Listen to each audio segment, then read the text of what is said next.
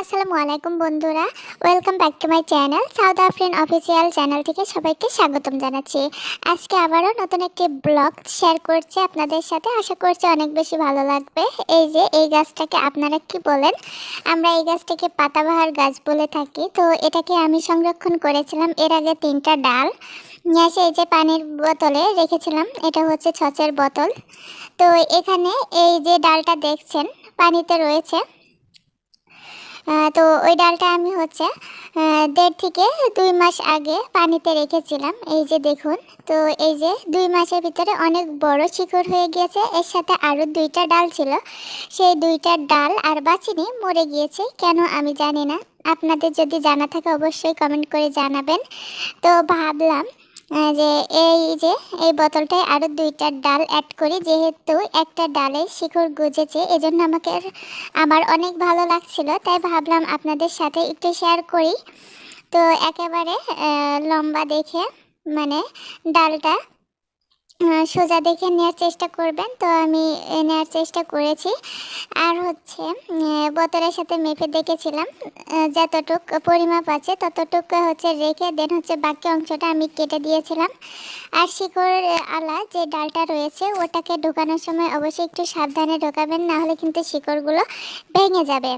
তো এটাকে আমি এক সাইডে রেখে দিচ্ছি। দেন আমি এবার আরও একটা ছোট সসের বোতলে রাখছি। আমার তেমন কোনো কাচের বোতল বা জার নেই, এজন্য হচ্ছে আমি এই যে সসের বোতলটা ইউজ করছি। আপনারা আপনাদের পছন্দ মতন জার বা বোতল ইউজ করতে পারেন। কাচের বোতলে রাখলে কি হয়, এই যে শিকড় বেরোলে দেখতে অনেক সুন্দর লাগে, এই কারণে।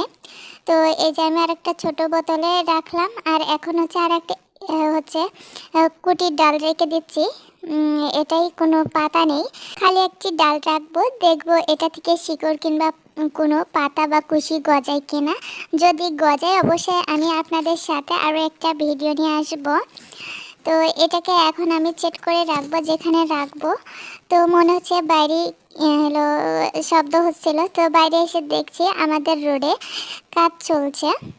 মানে রোডটাকে বড় করা হচ্ছে। সাইডে একটি সুপারি গাছ বেঁধেছিল, তো এই যে বেপু দিয়ে সুপারি গাছটা কেটে ফেললো আর কি। ওই যে সাউদা বুড়ি রয়েছে ওখানে, ও দেখছে।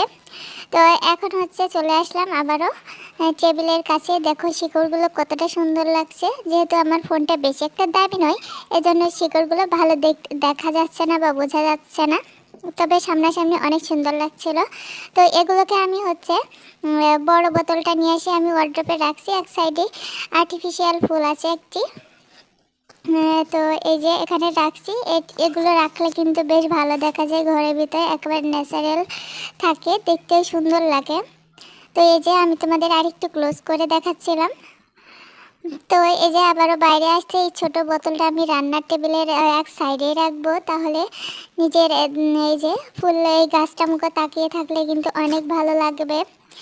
তো এগুলোকে রেখে আবারও ভিতরে চলে আসছি। এরই মধ্যে দেখছি সাউদাপুরি বাসায় চলে এসেছে। ও বলছে যে তুমি গাছ লাগাচ্ছ, আমিও গাছ লাগাবো। তাই ও যে একটি জুসের বোতল একা একাই পানি নিয়ে আসছে ট্যাপ থেকে। তো এও হলো পাতা রাখছিল। তো ভাবলাম যে ও যেহেতু পাতা রাখছে, তো আমি এখান থেকে এই যে পাতার নিচের অংশটা যেগুলো বেশি লম্বা লম্বা ছিল সেগুলো বেছে নিচ্ছি।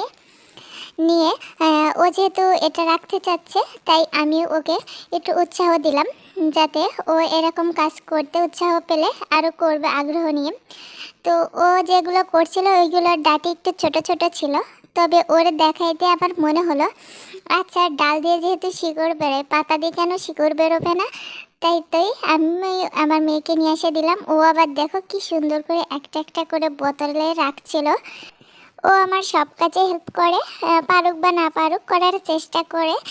তো দেখো সুন্দরভাবে কিন্তু ও বোতলে একটা একটা করে রেখে রেডি করে আমাকে বলছে তুমি ওয়ার্ড্রপের পাড়ে রেখেছো, আমারটাও রেখে দাও। তো আমি এই যে রেখে দিচ্ছি। তো বন্ধুরা, আজকের ব্লগটা তোমাদের কাছে কেমন লাগলো অবশ্যই কমেন্ট করে জানাতে একদম ভুলো না। ভিডিওটি ভালো লাগলে অবশ্যই চ্যানেলটিকে লাইক, কমেন্ট, শেয়ার এবং সাবস্ক্রাইব করতে একদম ভুলো না। ধন্যবাদ জানাচ্ছি সবাইকে।